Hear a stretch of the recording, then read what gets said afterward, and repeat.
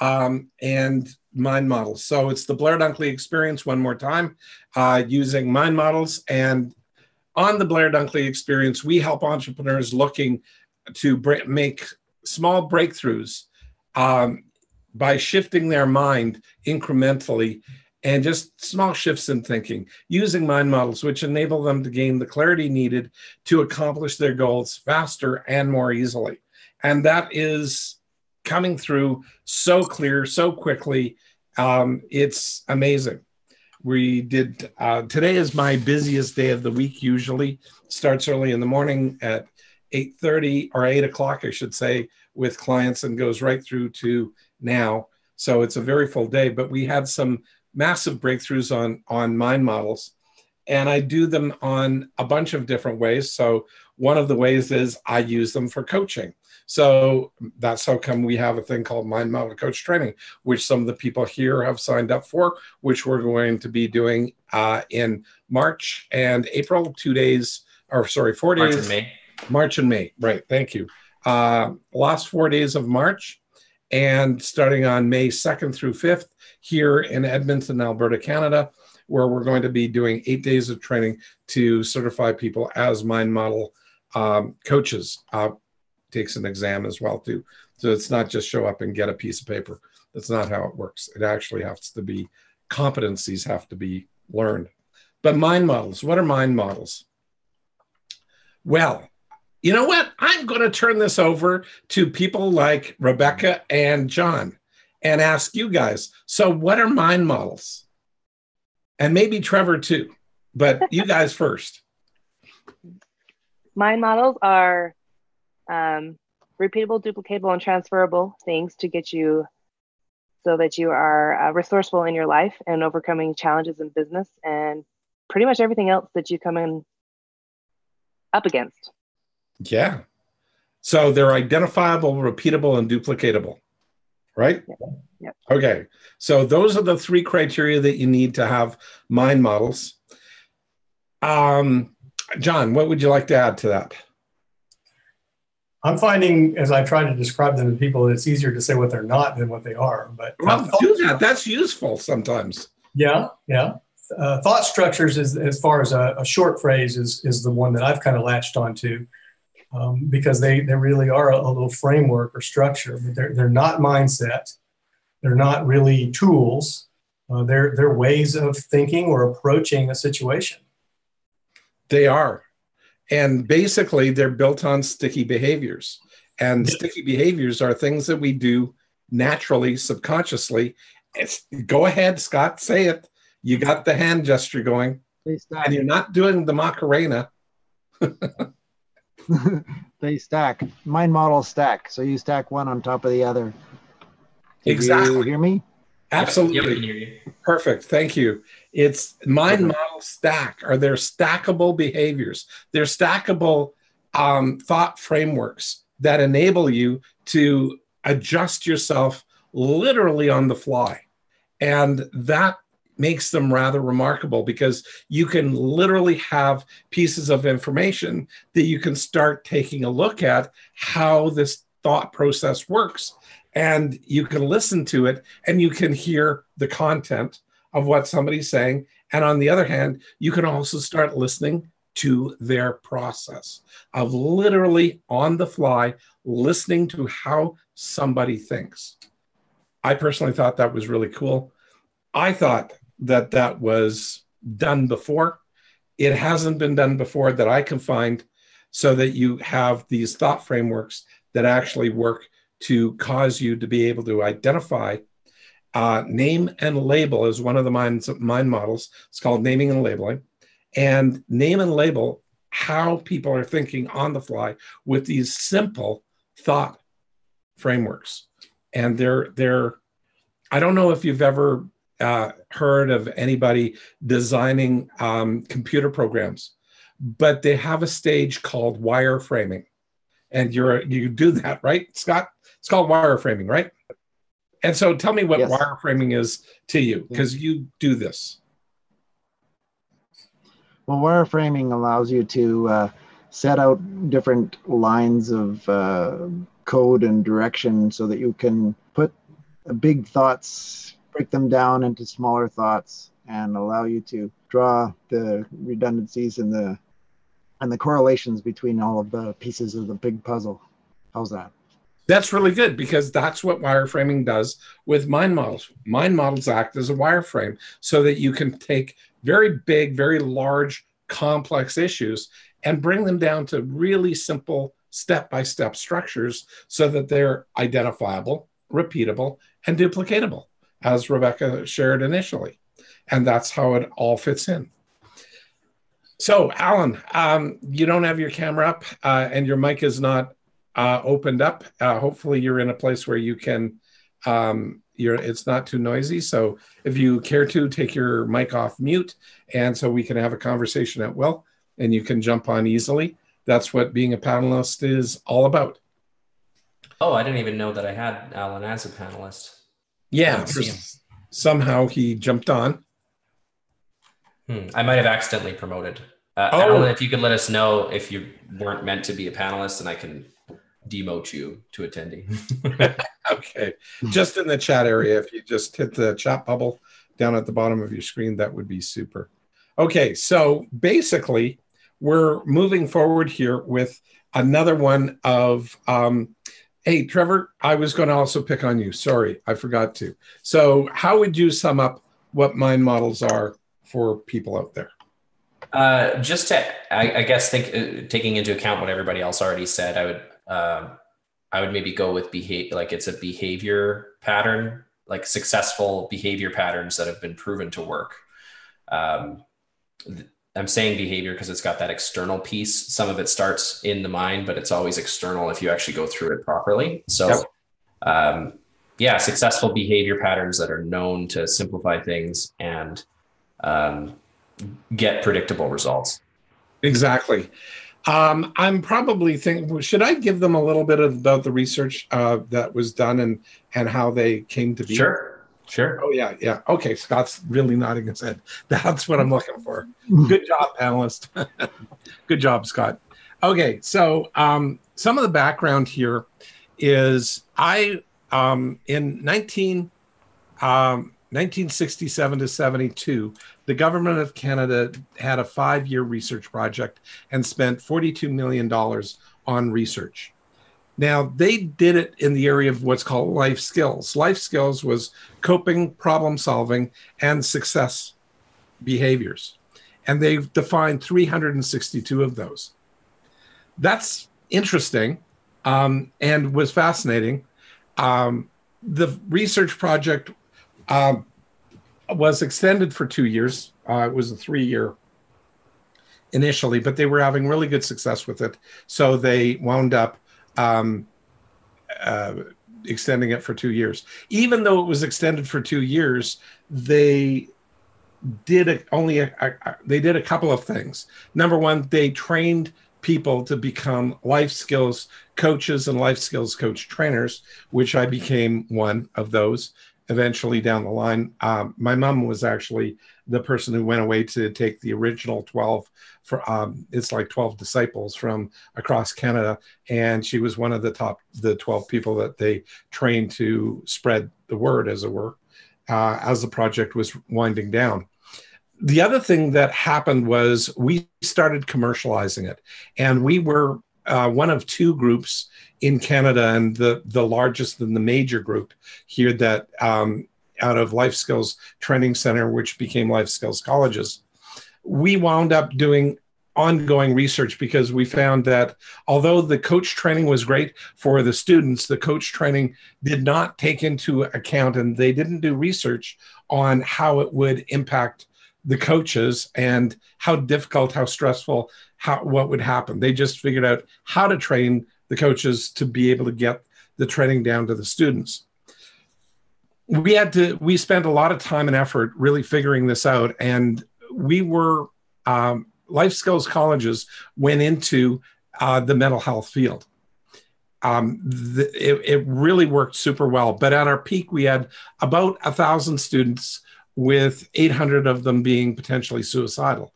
But in the first couple of years in particular, we weren't at that peak. We were only at a couple of hundred, well, actually about 150 students a little bit more than that, between 150 and 200 students a year.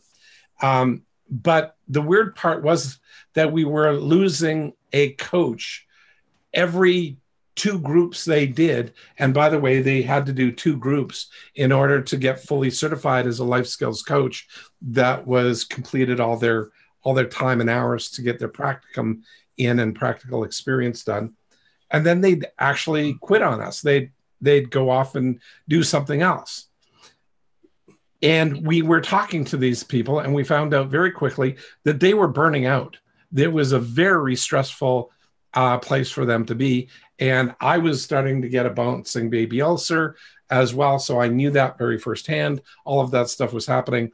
At the end of the day here, the reality of the situation was that we had to find a way to modify the coaching for the coaches. And that's where what eventually became to be called mind models came from, because mind models basically are these thought frameworks that help simplify and identify the behaviors that are there that you wind up using to identify a whole lot of life skills. But it wound up being a way for coaches to be able to hold information in their mind that was less stressful and way more able to identify how their students were actually thinking. And when they could do that, then they could move their students along more quickly, more reliably, get them through problems more quickly, and get them problem solving their own problems way faster. So that whole thing was way more effective and efficient. So it was excellent. It really did show up very, very well.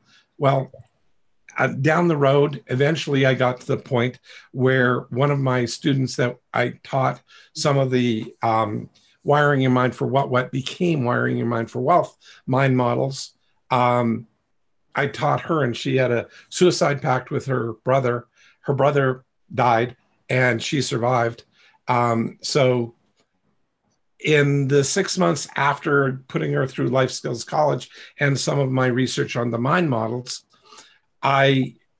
she really ticked me off. And the short answer was she went out there and started applying the life skills and the mind models to her life in such a way that she got herself off welfare. She got a job at a cosmetics counter, made her way up inside of 6 months to become a regional rep, because the area, an area rep, because the regional rep noticed her when she was going around talking to everybody, because the area rep retired and she needed a replacement. Diane was a very attractive young woman at the time, like model quality looks, like gorgeous. And, she really applied the stuff that I taught her. And in that 6 month period, she wound up started to make more money than I did. She got herself into having 2 apartments, one in Edmonton and 200 miles away in Calgary, Alberta. She had another apartment. She had a car that she was getting leased for her use, and she was dating an Edmonton Eskimo football player. And I'm going, holy crap, like, come on. Like, Blair, you just taught this girl that was suicidal, that was not going anywhere with her life, and all of a sudden she's beating your pants off in every economic and almost personal area of your life. I wasn't married at the time, blah, blah, blah, blah. Anyway, later on, with the birth of our first child, I took a year off, 6 months before and 6 months after, and I swore, I'm going to apply the mind models to myself. I'm going to transform my life.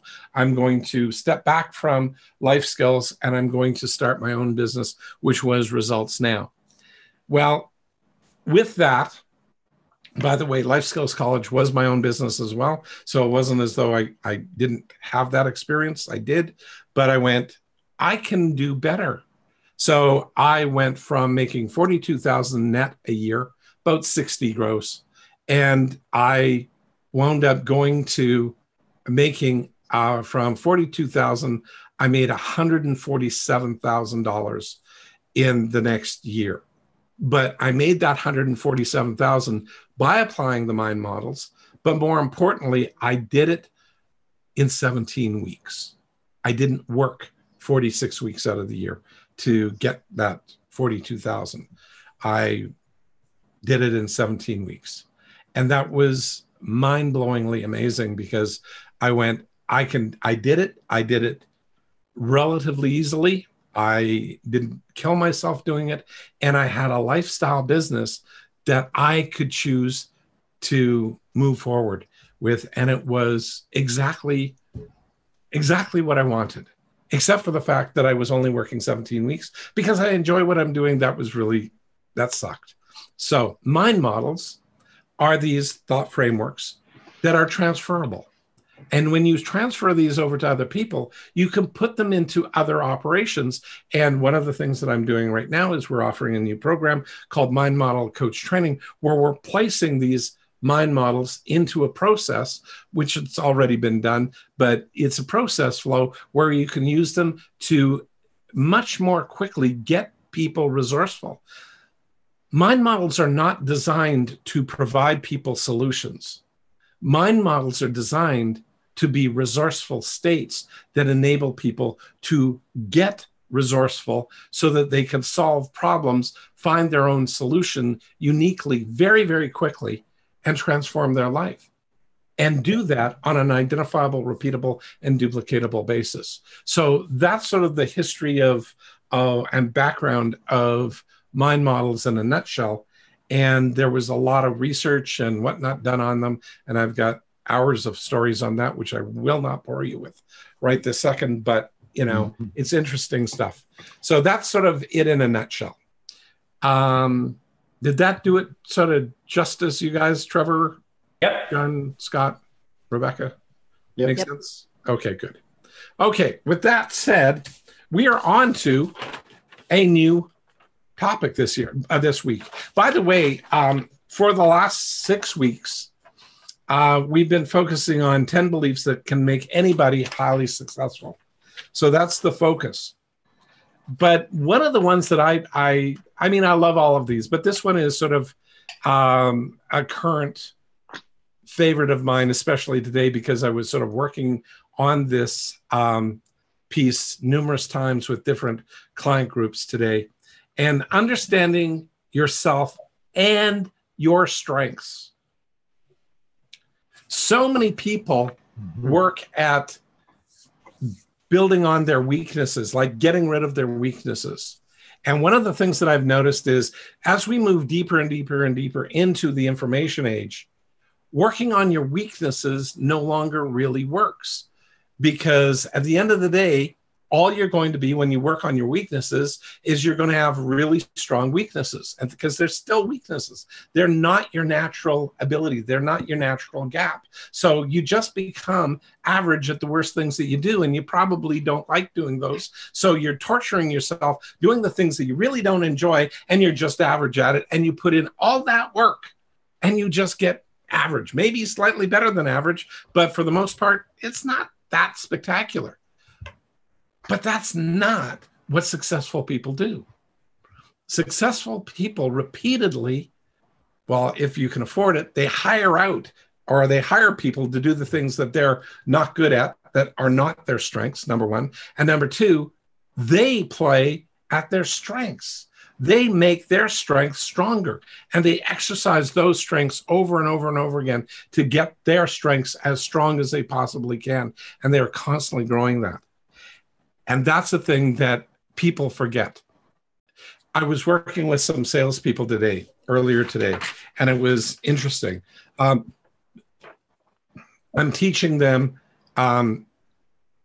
igniting the buying conversation, which is our version of applying mind models to a sales process. And one of the things that I decided to do was I've been sharing this all along, but I finally got them to the point where they clicked in and they got that there is a process flow there's a method to the madness. There's a process flow to the mind models. In other words, the mind models themselves, the order in which I've more or less taught them, they actually engage in such a way that you learn and you apply as you go through them. And I shared again, like one of the earliest ones that we did here was safety versus comfort, then ask versus tell. Those mind models are in the archives, which you guys can go back and look at. So those are the first things that you do, and they finally got it.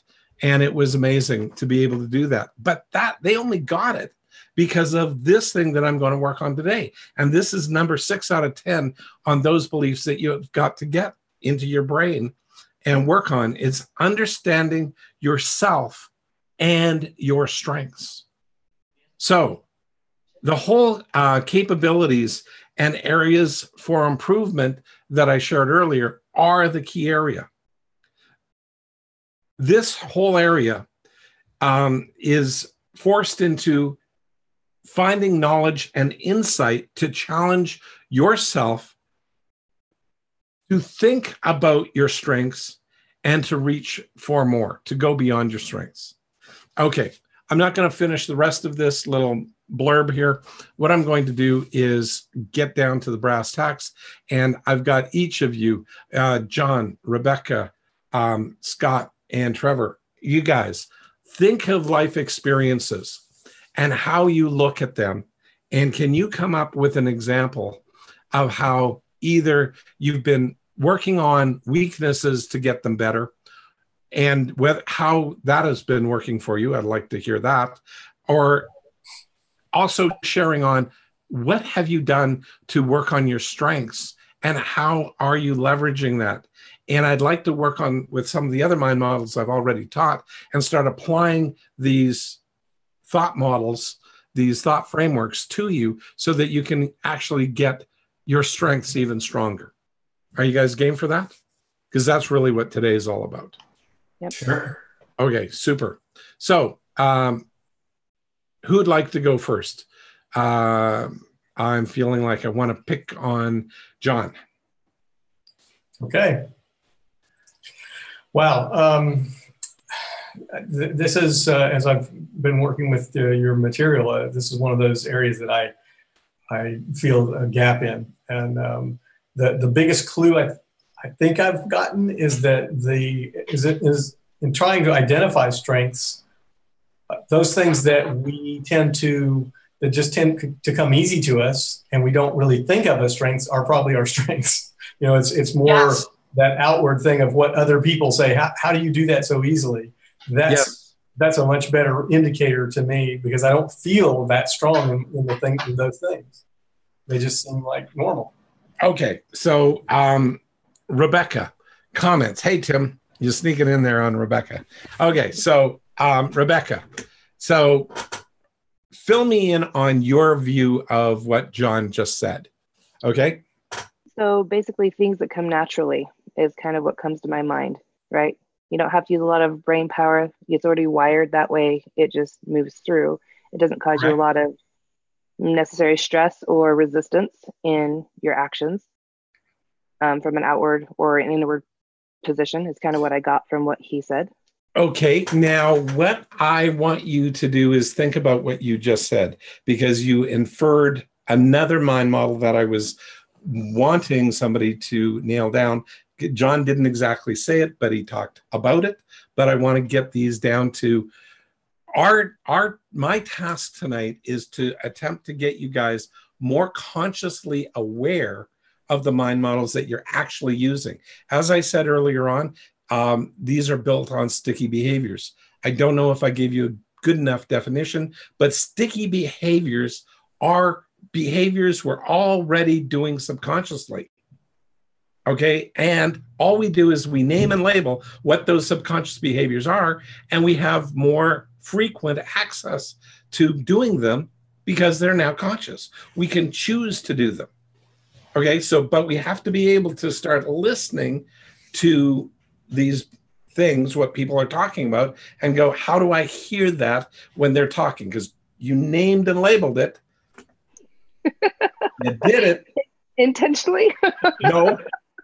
No, that's the problem. It's like, I wish it were intentional, but it isn't. But it's like bang on the button. It's perfect. So in every possible way, I like Mary Poppins, but there you go. What do you think? I'll give you first crack at it. What is it?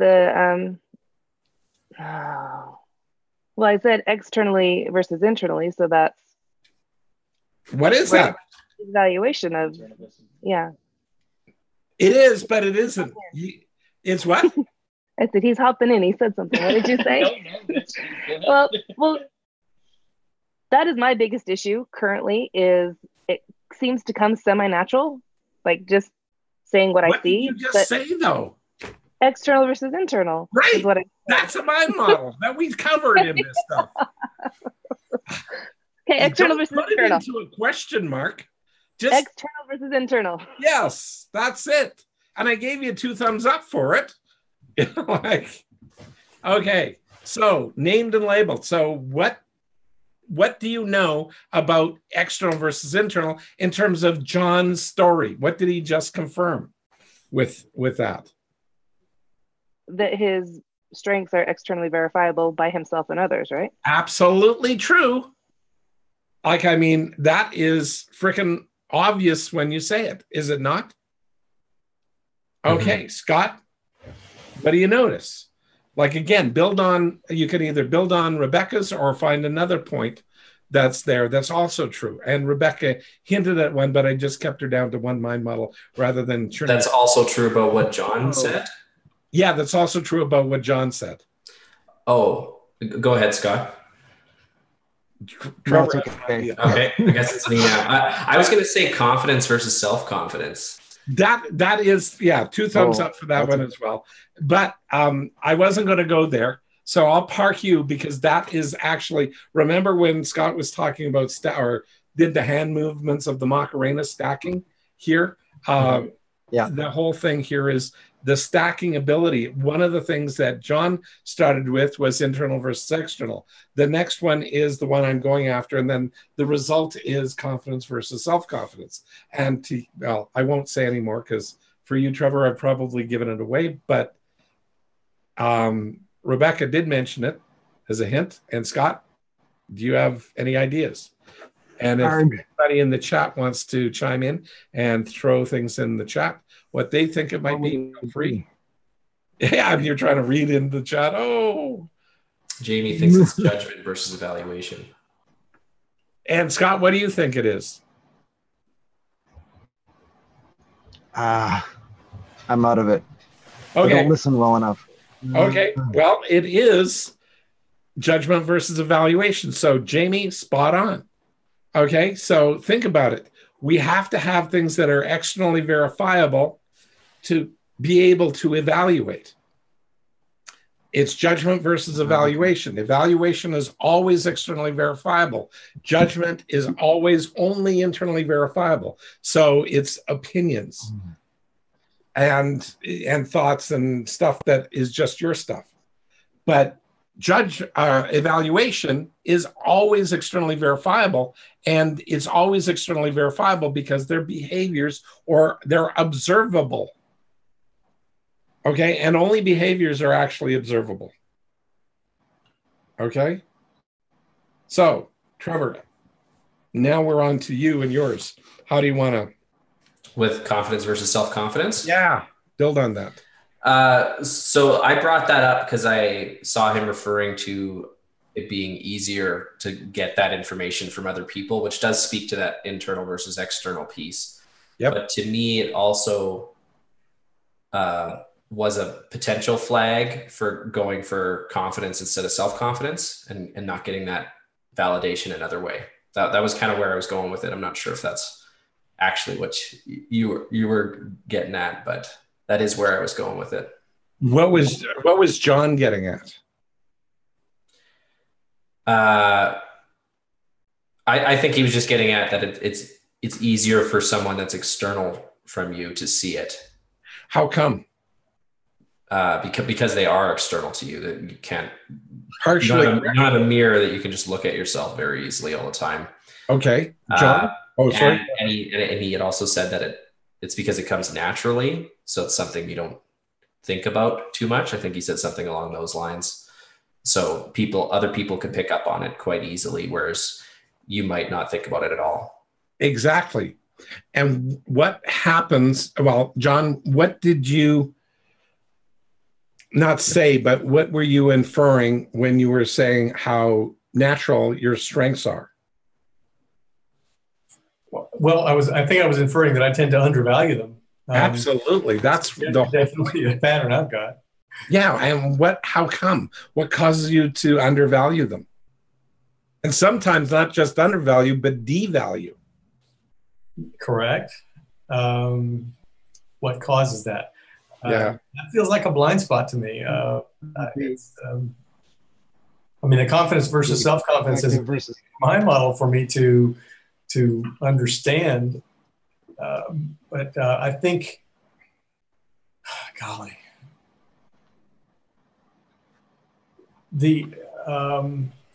where the strengths are undervalued or even devalued is probably a breakdown in evaluation, and either not evaluating at all or slipping into judgment and only looking at the times that I don't perform well and giving those a higher focus than the majority of the time that I am strong. Absolutely. Scott, you had something that you wanted to contribute on that? Well, it was with effective versus ineffective. What's working for you as opposed to what's not working for you. Possibly assumptions versus fact as well. I mean, that tends to, you maybe think something's working, but whatever does work is definitely what's going to happen. And how come it's so important then to notice and to recognize what's actually working for you? Because those are your strengths, and that's where you're going to make the big bucks. Absolutely. So if those are your strengths and that's where you're going to make the big bucks, can you go into making the big bucks? Because this is exactly a critical area that a lot of people don't connect the dots with.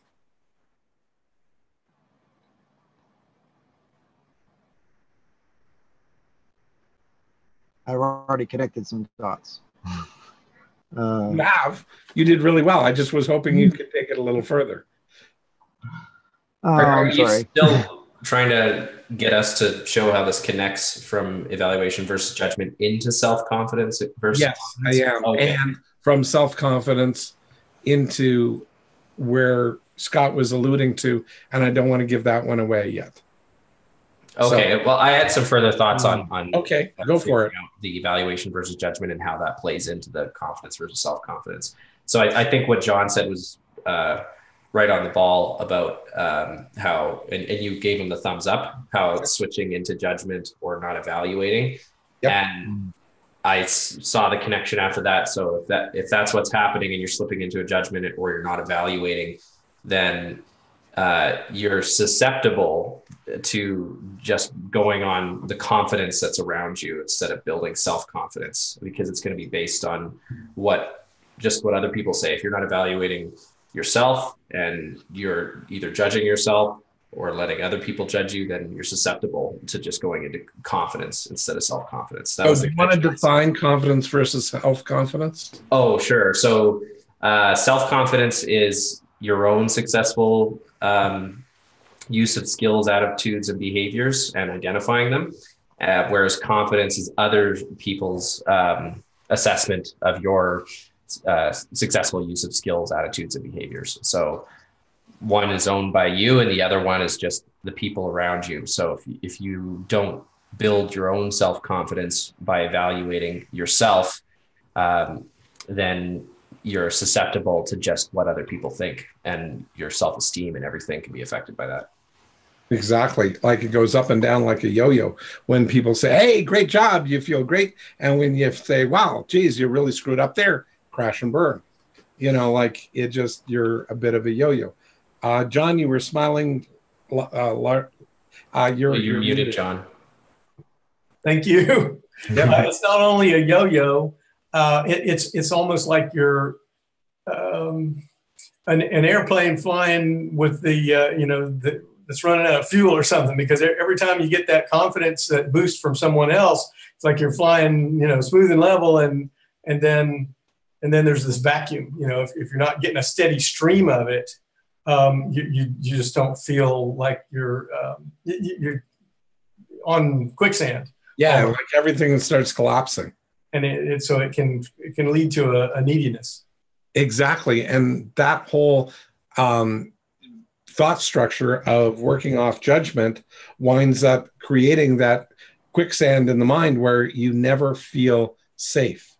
You always feel like everything is unsafe, like you're going to sink, you're going to fall, you're going to fail, you're going to do all of this. And it starts setting your mind to look for faults as a need to overcome and manage all of the risks that are around you, because the world is a dark, bad, ugly place. And all of a sudden, everything is going to collapse in around you if you don't keep on fighting and struggling and doing all this stuff. And it's always fight, it's always struggle. And that's because you cannot identify your own strengths. But if you're constantly fighting and you're constantly struggling, how do you compare yourself to other people who are very successful? Bingo. As equals or as inferiors? As them being superior to you. Inferiors. Yes, as them being superior to you, and therefore you're inferior. So what happens with that? It also turns into a value position where your value, your self-value, in terms of dollars and cents, you won't charge what you're worth because you don't value what it is, because you're always expecting yourself to fail. And if you're going to fail, then you're not going to pay yourself a lot of money because you got to clean up your own mess. But if people who are out there working and doing things know that they're going to fail, but they're self-evaluating, that's part of the process of learning. And that's part of the process of improving. And it's incremental improvements, which means that there's going to be incremental failures along with that so that you can have those improvements. So that whole thought structure has to be there. But people who are successful view those failures as learning opportunities. Whereas people who have a negative self-view of themselves, self-concept, view that as a terrible thing, and that they can't perform up to speed and that they shouldn't have made those mistakes. Well, that's holding themselves incredibly high to a high standard that's not reasonable. And then they can't charge what they're worth, even though most of the time they're being effective. And even if it's 60 or 70% of the time they're being effective, when it's that 30 to 40% of the time where they have what a successful person would say incremental improvements, they're looking at that as failures, that they should be perfect, and they're not. So that whole model holds themselves stuck and stops themselves from charging fair market prices. They always feel that they have to devalue themselves so that they can break into the market. They're not looking at how to value themselves reasonably against an externally verifiable standard. It's always against an internal standard. So that's part of the major gap there. That's one of the many, many directions all of these stacking of mind models can get you. And so when you start stacking them, it turns it into your personal income, your wealth, what you do, how you view yourself, self-esteem, self-worth, self-confidence, how other people respect you. Because if you don't respect yourself, then how do you gain respect from others? You see the Cascade event that's here. And these are just normal behaviors. Like, I'm not inventing something brand new. I'm just describing what already happens. And these behaviors that we do wind up stacking and creating these patterns, these ongoing patterns of believing and beliefs that I'm not good, this isn't effective. But when we turn them into mind models, they're always externally verifiable, so that they're always testable. Whereas the belief is just the opinion See, I didn't do it. And you point to, see, I didn't do it. No, you didn't do it perfectly that time, but in these 28 other times, you did it, they were all improvements. Well, that doesn't count because I failed the last 2 times. Okay, like, yeah, okay, you failed the last 2 times, but in the last time, you only really failed because you quit trying.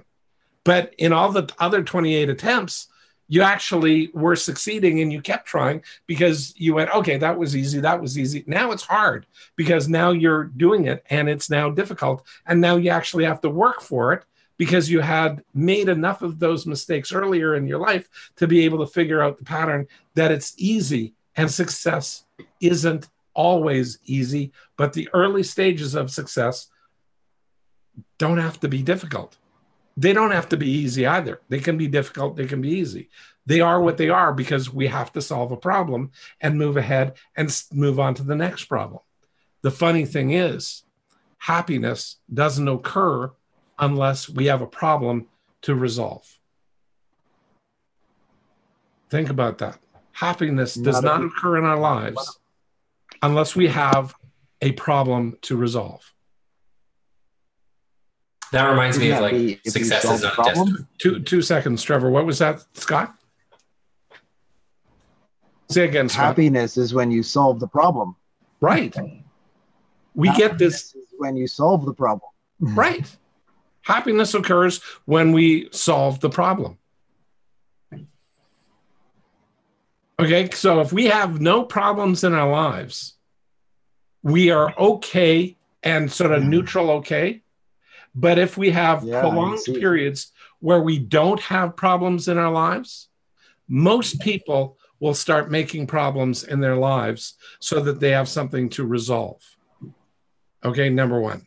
Number 2, when we're having prolonged periods of stability, where we're in a plateau area and it's not necessarily stable, but we're in that place, we generally go from being happy into becoming depressed because we're now stuck. We're not resourceful. We are not moving forward. So some people feel like they're drowning. Some people feel like they're stuck, like they're in quicksand, that they can't move forward. In those cases, they are feeling like negatively depressed states start setting in when we don't have these problem-solving events that we can actually move through in our life. And so that's where, just think about it. Your greatest joys have occurred after your greatest struggles. Yeah. Okay. You get there. Yeah. Wherever there is. But you only have great joys by struggling to some degree. Now, that's where some people go a little too far and they go, well, does the struggle always have to be super difficult? No, but you have to overcome personal challenges. And one of the personal challenges that you've got to overcome is the ability to evaluate yourself fairly.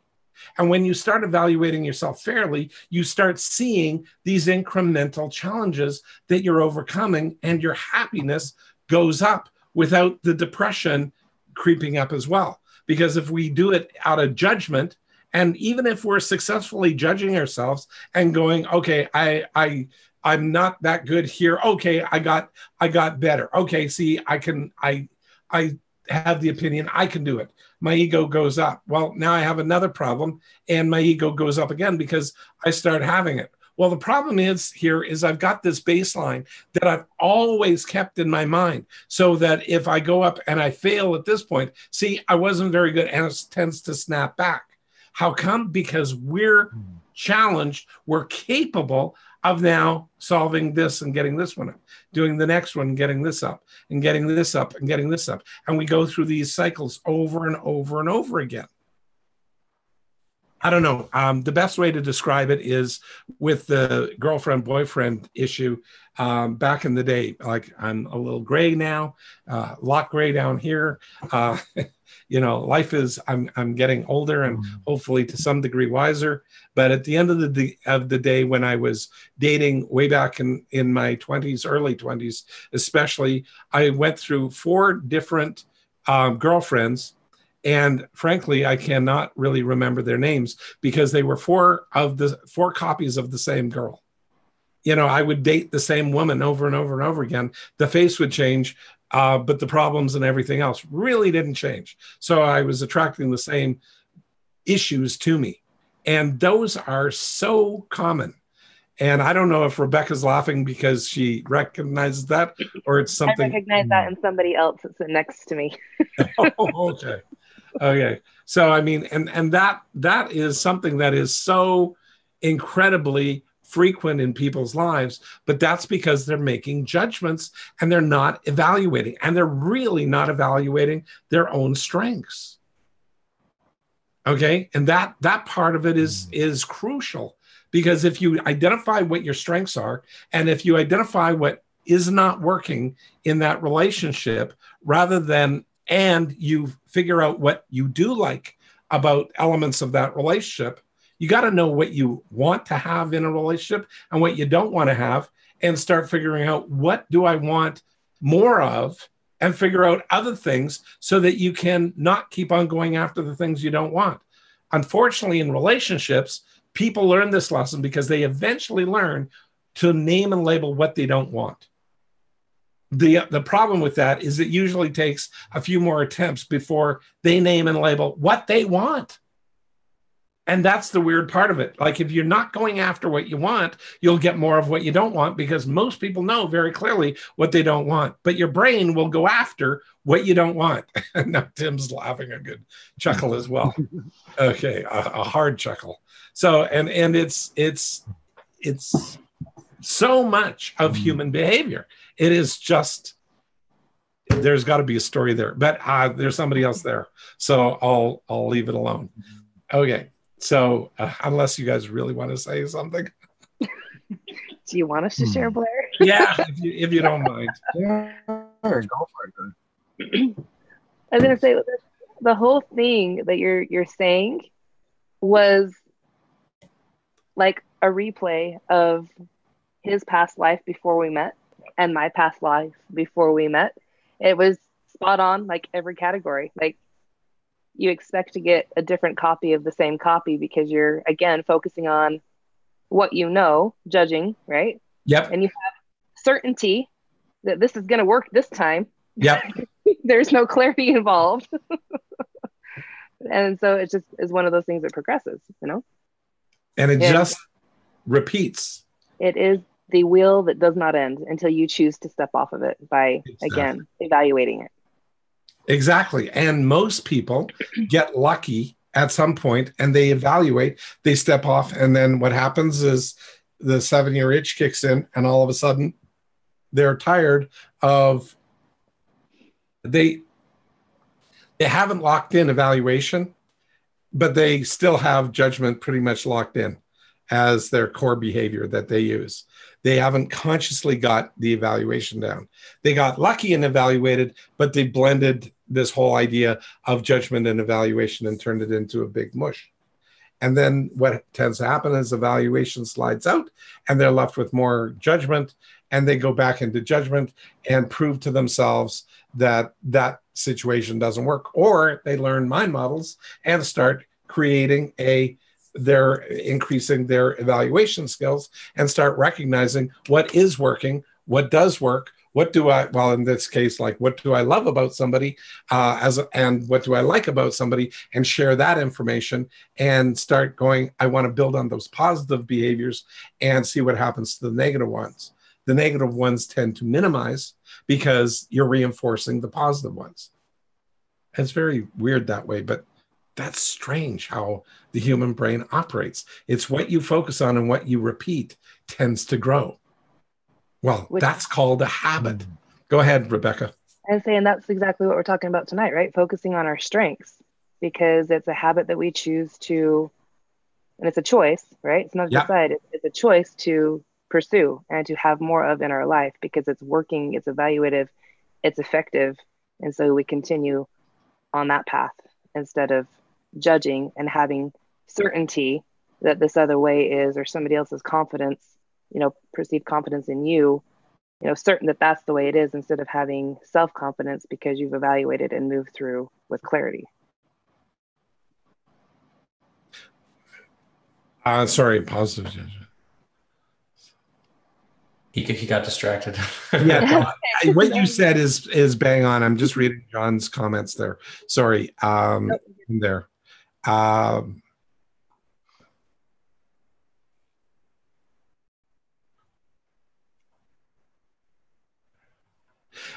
Okay, so does positive judgments affect us in a similar manner, but in a different direction? The answer is yes and no. The problem is that because we've got a judgment model, judgment that we're making is, if we continue on a judgment model, we have to make judgments in our lives. We have to use our past information and make determinations when we're gapped out and we don't have anything to really evaluate. We have to make a judgment call. That's really what it comes down to.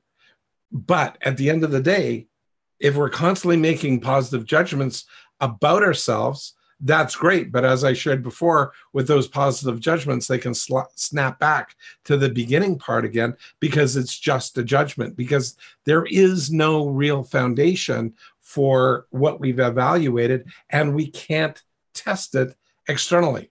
So because we can't test it, when we collapse, before we collapse, we have built a belief that life ought to be or should be a certain way. Okay. And then all of a sudden it's, why isn't life treating us well? We're getting screwed by life. Life, it was going great for me, and it can go great for years. I mean, I definitely know that personally. Like when my dad went into a coma, prior to that, life was going great. And for decades, for 28 years, it went well. It went like ups and downs, but let's call it the last, from 18 to 28, 10 years of my life, I had a great run. And then my dad went into a coma. And at the end of that 28 years, from about 24 years of age to 28, I was starting to teach people how to use mindset, because mindset was all the rage. Life skills was booming. Mindset was great stuff. And I thought, oh, right, complementary areas, got to learn to become a mindset coach as well. And sure enough, I did. And I really got locked into mindset. And then my dad went into a coma, and my mindset took a dump. It was all belief based. And because it's belief and it's not behavior based, there was nothing that I could do, because I have to just believe. Well, if my beliefs are shattered by the behaviors and the situation, the real world, externally verifiable situation I'm in, then what do I have to rebuild? I went back to my mentors and trainers on mindset, and they said, Blair, you're just not believing, your beliefs, they got to be there. You got to just, believe. And I went, frankly, I went, F you. And you know what? I'm trying to do the best I can with this, and you're making it my problem. I'm going through this problem. You're not, and you're blaming me for me having this problem. Doesn't seem reasonable if I'm supposed to have skills and behaviors that you trained me on and you certified me on, and you claim that I am now a mind model coach, and I should be able to do this. How come they're not working when I'm doing them? How come I can't change? Well, you're not doing them correctly. You're not doing them right. It's always my fault. Well, it's not my fault, and it's not your fault. Mindset just doesn't work, because when you get a traumatic event in your life, mindset gets kicked to the curb. How come? Because it is a belief-based system. It's about stuff that exists in your mind. All your beliefs only exist in your mind. No matter how you construct anything else, beliefs only exist here. Whereas behaviors that you do are externally verifiable. You can videotape your behavior. You can videotape you doing a behavior that is effective or ineffective. You can then get feedback on what to do to improve on that behavior. if you're a sprinter, and you're in the starting blocks, you can get that videotaped and see how can you move your feet more mechanically correct so that you can get a faster start. You know, if you're working in any business, it's always behaviors. It's always externally verifiable, because that's what you need to be able to do. And so that external verifiability gives you the ability to get feedback other than giving it to yourself. So, John, that's how come judgment will break down over time if it's long-term. And even if it's positive judgment, you're still left with a positive view of yourself. And you can fake it or try to fake it until you get through to a massive enough collapse and the judgment fails at that point. And that's where judgment, and then you go, Jesus, I did this ineffectively. And then you judge yourself again. And so, again, the judgment will tend to repeat, and it'll go from a positive to a negative to a positive cycle and be one of these S-curves, these porpoising events, because you're going from negative to positive to negative to positive. Whereas evaluation, it's more like the stock market, where you have course corrections, you can collapse down, but they're still externally verifiable. You can still build back up again and keep on going. And you keep on getting externally verifiable data, because there's a thing called the market, which keeps on telling the business whether or not they believe what they're doing is effective or ineffective by stocks. That's one of the ways to be looking at this and saying, hey, this is a thing that moves it along. Because these are all externally verifiable factors. It's not opinions. These are, maybe they are opinions, but when you get enough collective opinions together en masse, from subjective opinions collectively become objective. And that's one of the weird things about it. But a subjective opinion that's in yourself is always subjective. It can't be objectified. It can't be made true just because you have many of them. They're all subjective.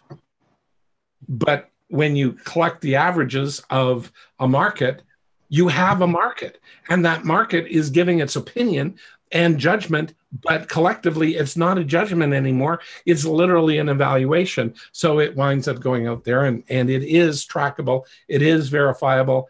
It is externally verifiable. So it's all there, and it's an evaluation, no matter which way you slice it. Even though individually they're all opinions, so it's different that way.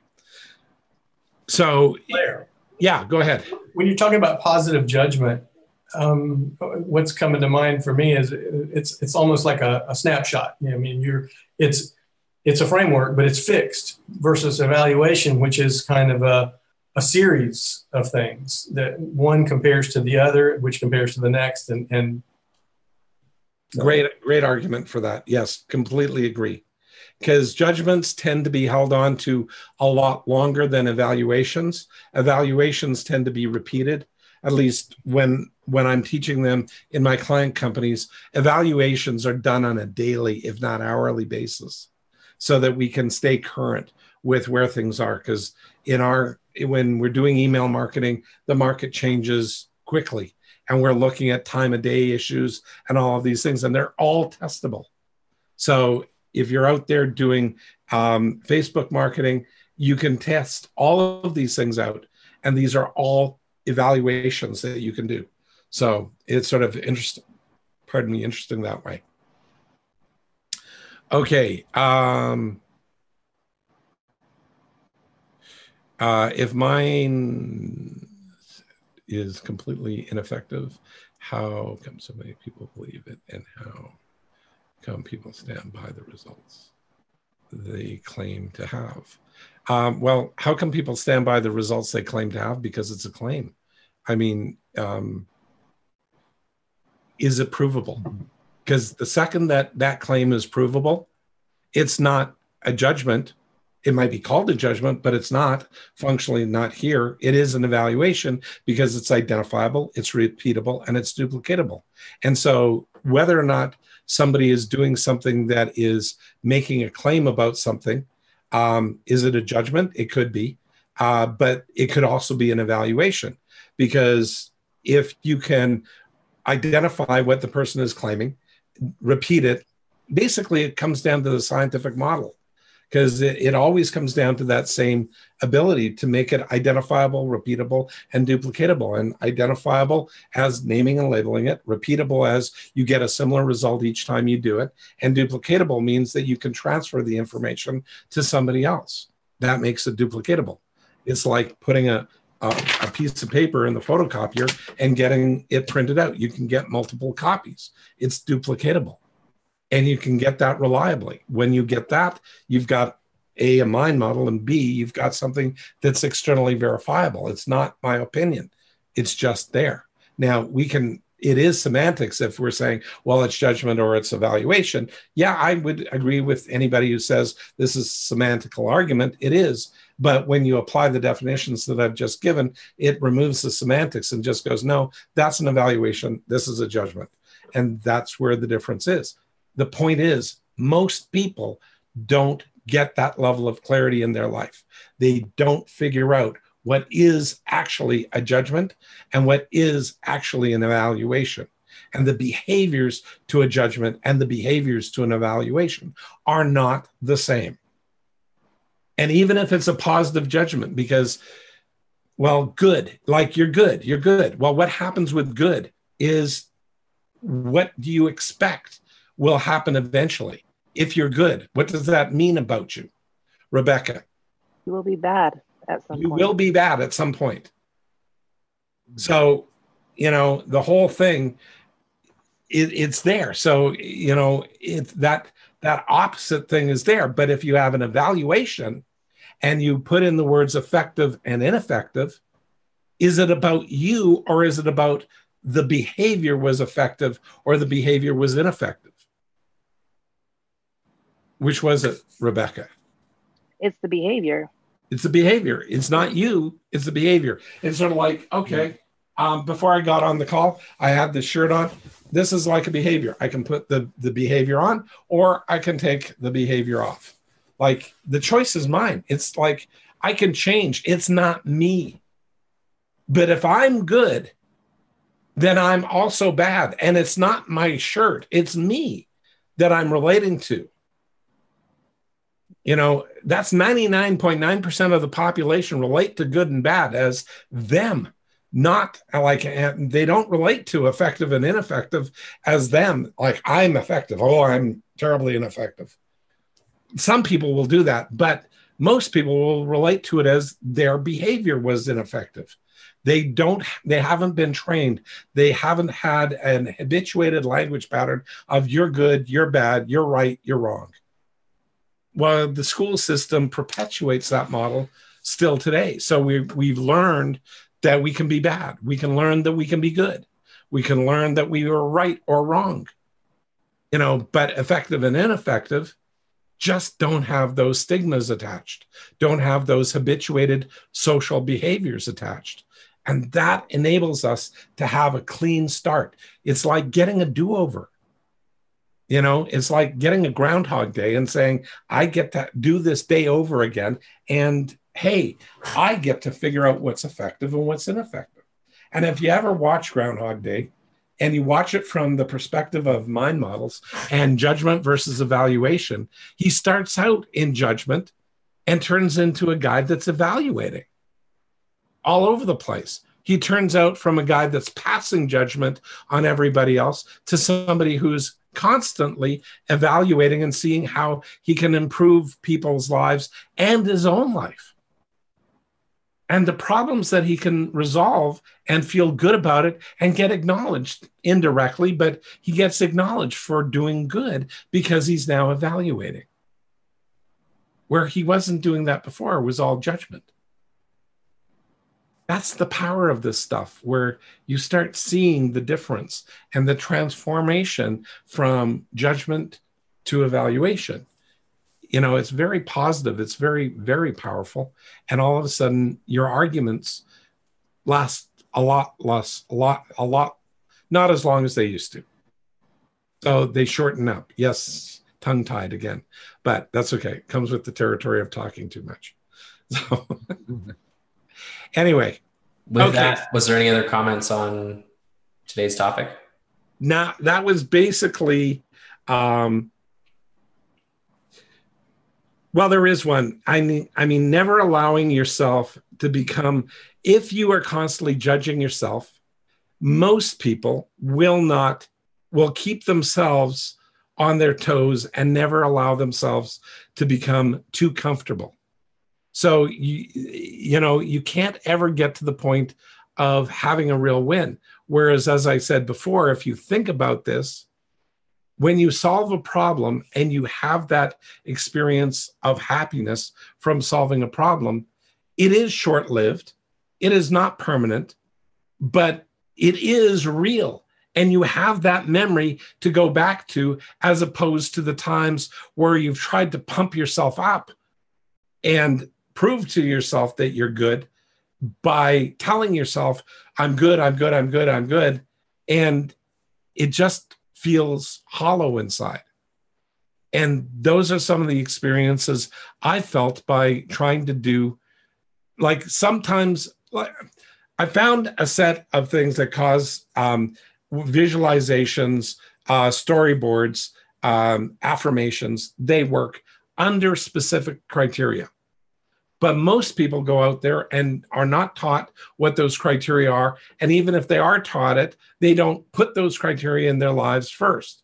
But if you see visualizations, and you can see this happening frequently on downhill ski racers, they're up at the top, they're looking at the course, they're going through it in their mind, they're moving their body, they're doing everything that they can do right at the top, preparing for that race, mentally preparing, so that their body will go into autopilot so that they can execute with less conscious thought.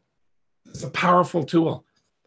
But most of us don't have that ability to have that level of duplication in our life, especially in business, where we don't have the exact same problem coming over and over and over and over again in our life. Whereas a downhill racer gets to go out and run the course, prescribed number of times, and then they race the course. So they've actually skied the course before, and so they know what the hill is all about.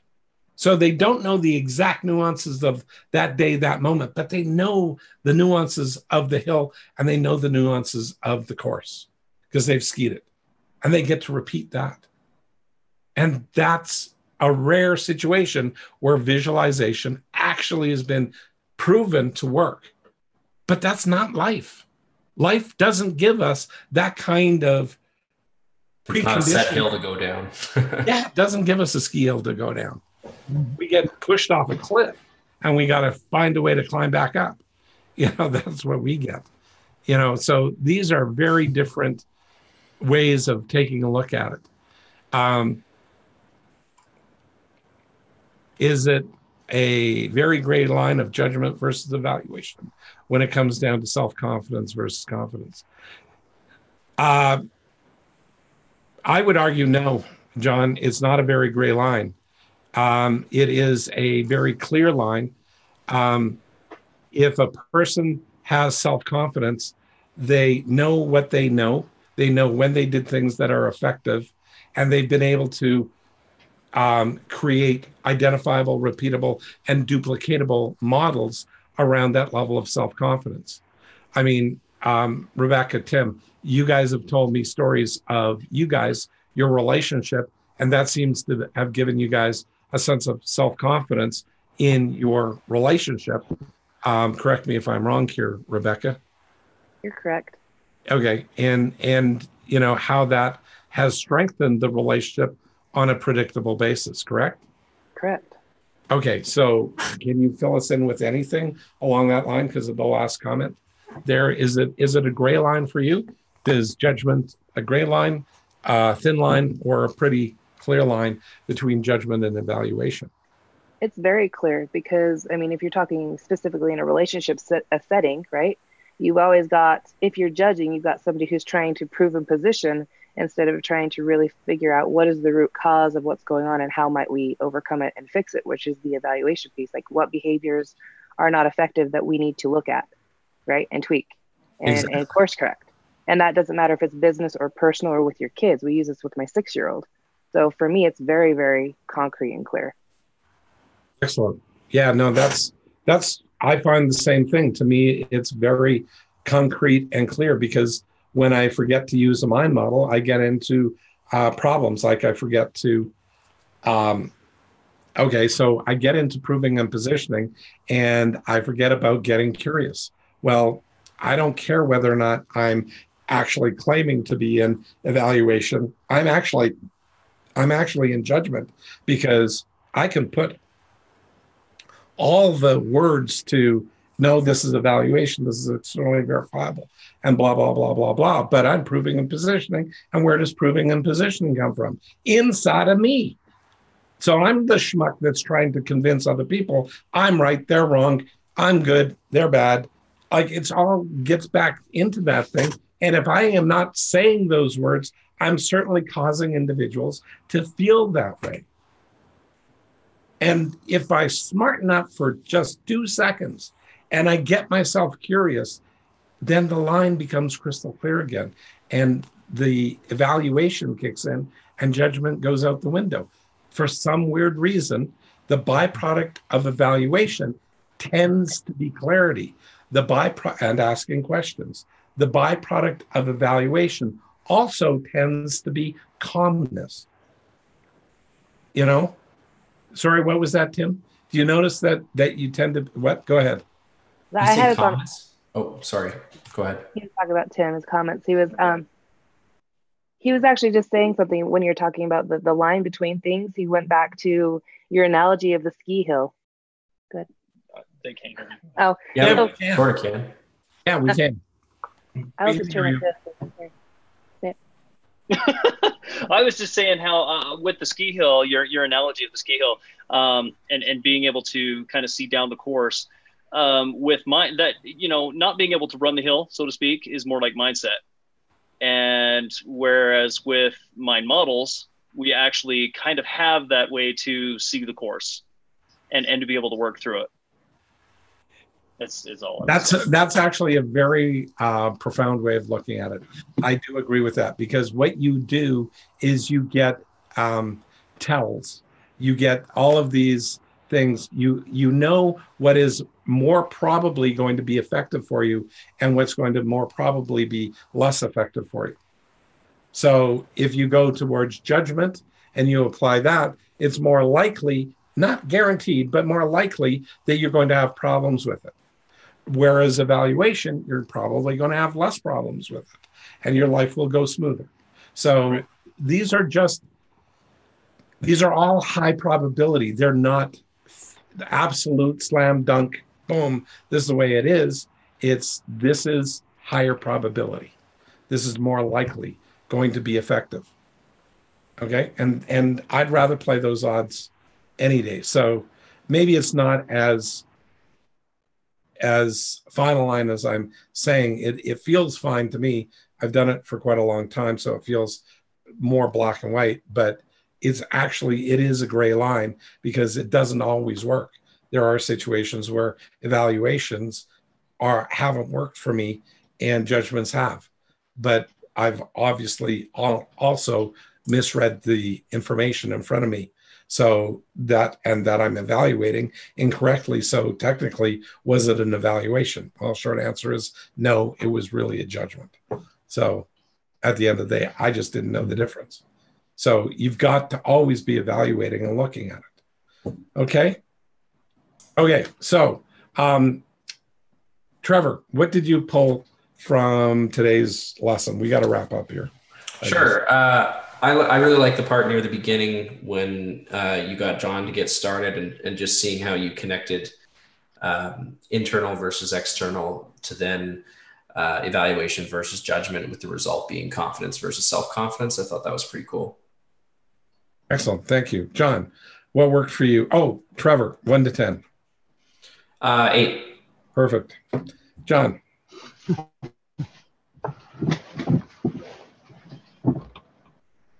Well, I think what worked for me is more clarity, although I still couldn't say, I don't know that I could sit down and make a quick list of my strengths, which is one of the things you did early on with somebody you profiled.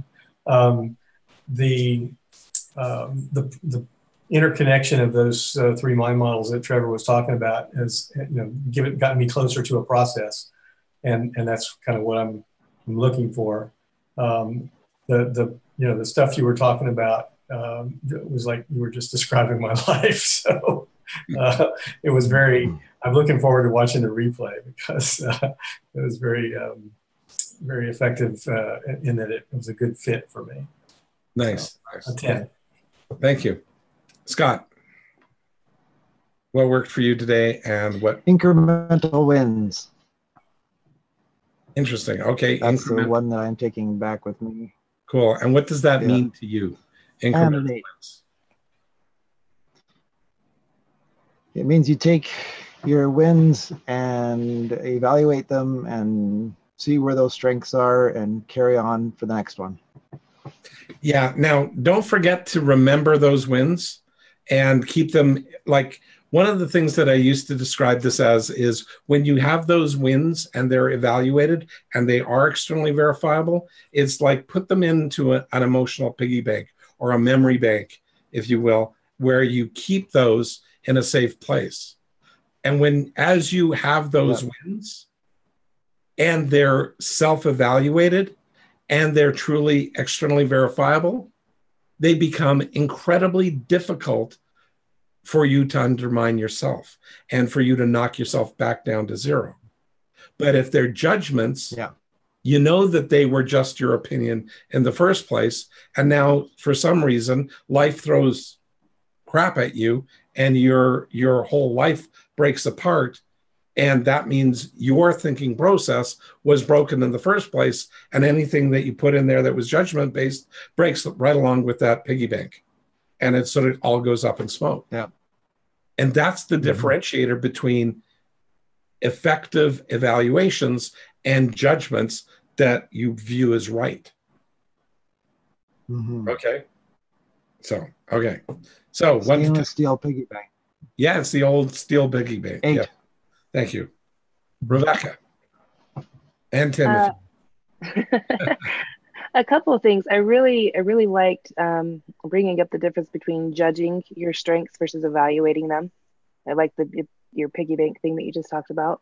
And then the other thing is the happiness piece, right? Happiness doesn't arrive unless you have a problem to solve. I never really thought of it that way, right? That's a new take for me to be able to evaluate more effectively moving forward. What are the positives that are effective in our lives overall, and which ones we need to collect more of.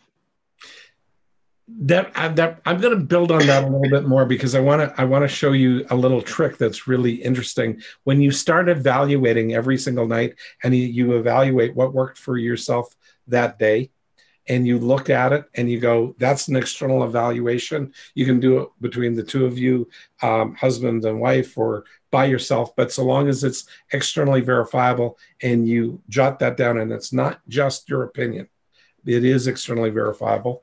When you start doing that on an ongoing basis, you start feeling good about yourself every single night.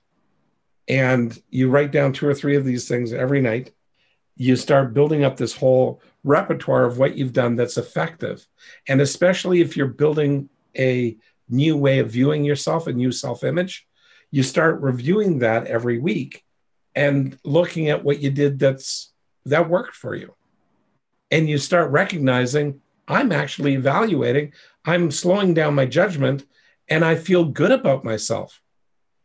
And the funny thing is each one of those things that you evaluated that was effective is a part of a problem, a micro problem, if you will, that you solved. So you get this incremental little bit of happiness in your life. And it tends to be, again, stackable. And it just goes one on top and it tends to build.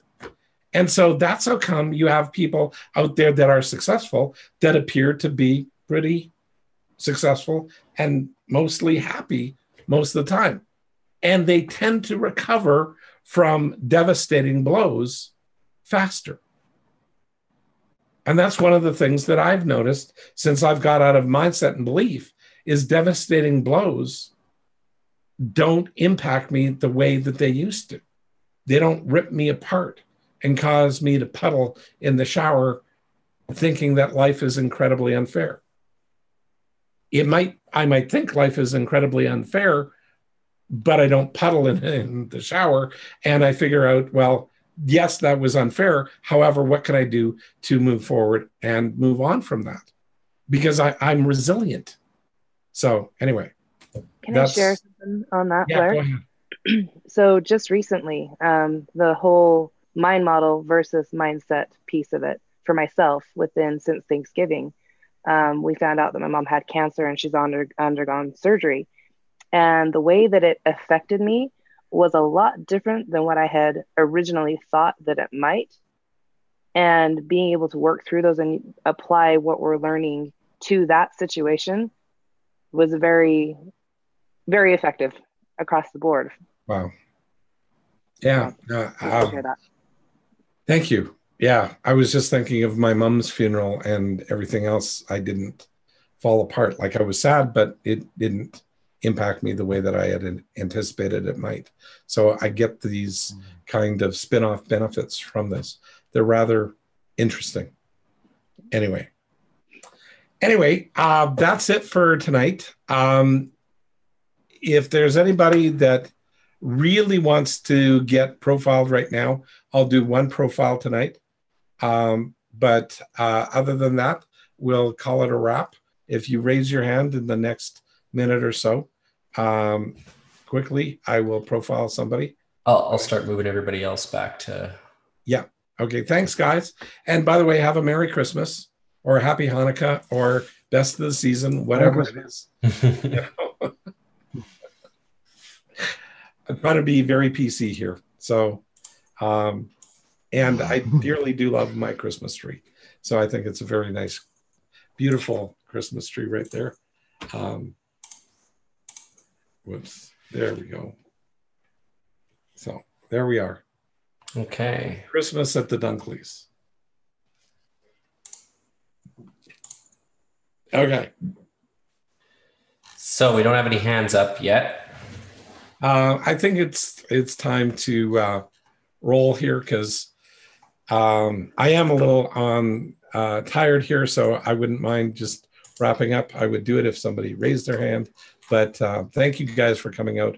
Really appreciated the participation from you guys tonight. That's awesome. Trevor, you were great. Thank you. So thanks for jumping in.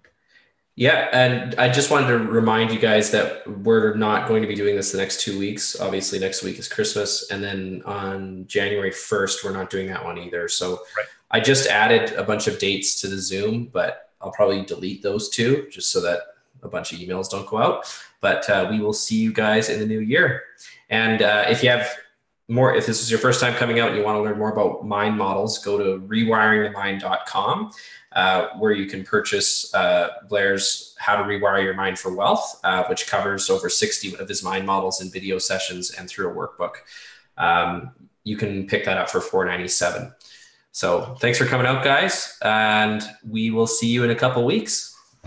Oh, and if you want to, we've got an affiliate program. So if you bring people in, there are affiliate fees and commissions that people get if somebody comes to it. But it's even if they don't, if they just come here to the free webinar and they eventually buy something, you still get a commission on that too.